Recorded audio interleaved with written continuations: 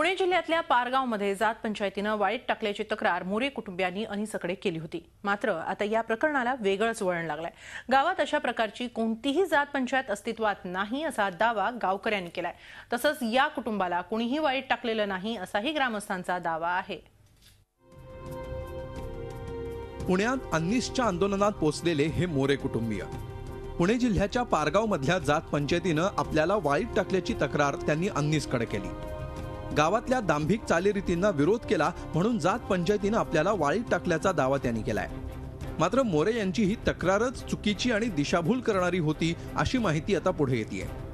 उल्हास मोरे यांनीच सरकारी मालकीच्या जमिनीवर अतिक्रमण करून घर आणि शौचालय बांधल्याची माहिती समोर येतेय। त्यांच्या या कृत्याला गावकऱ्यांनी विरोध केल्यामुळेच उल्हास मोरे यांनी अशी उलट तक्रार केल्याचा गावकऱ्यांचा दावा आहे। विशेष म्हणजे ज्या जात पंचायती विरोधात मोरे आरोप करतायत ती जात पंचायतच मुळात अस्तित्वात नाही असं गावकऱ्यांचं म्हणणं आहे। आमच्यामध्ये जातीमध्ये जात पंचायत ही काय ती प्रथाच नाही आमच्यामध्ये। हां, जर काही वाद झाले तर जात पंचायत नाही, काय तसलं काही नाहीच, अस्तित्वातच नाही आहेत मूळ। ते मोरे जे म्हणतायत ते स्वतः ते खोटं बोलतायत। मोरे कुटुंबियांचे आरोप आणि त्यावर ग्रामस्थांची बाजू पाहिल्यावर या प्रकाराबाबत संशय निर्माण होतो। गावातील देवीच्या मंदिरासमोर पशुहत्या केली जाते असा अनिता मोरे यांचा आरोप होता। त्यावर अनिता मोरे यांचे पती उल्हास हेच पशुहत्या करत असल्याची चित्रफीत गावकऱ्यांनी दिली आहे। पोतराजाचे खेळ, देवी अंगात येणं असे दांभिक प्रकार चालतात असा अनिता मोरे यांचा आरोप होता।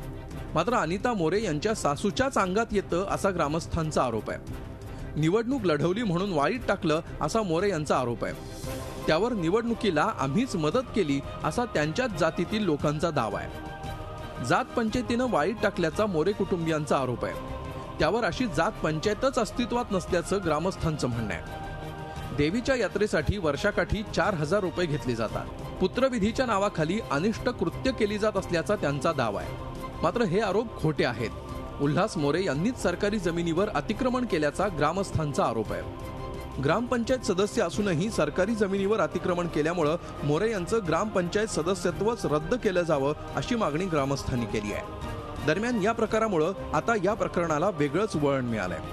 तक्रार आल्यावर ग्रामस्थांनीही आपली बाजू मांडली आहे। त्यामुळे जात पंचायतीच्या नावाखाली दिशाभूल तर केली जात नाही ना असा संशयही निर्माण व्हायला जागा आहे। Nitin Patankar, Zee media, Pune. Zee 24 तास रहा एक पाऊल पुढे।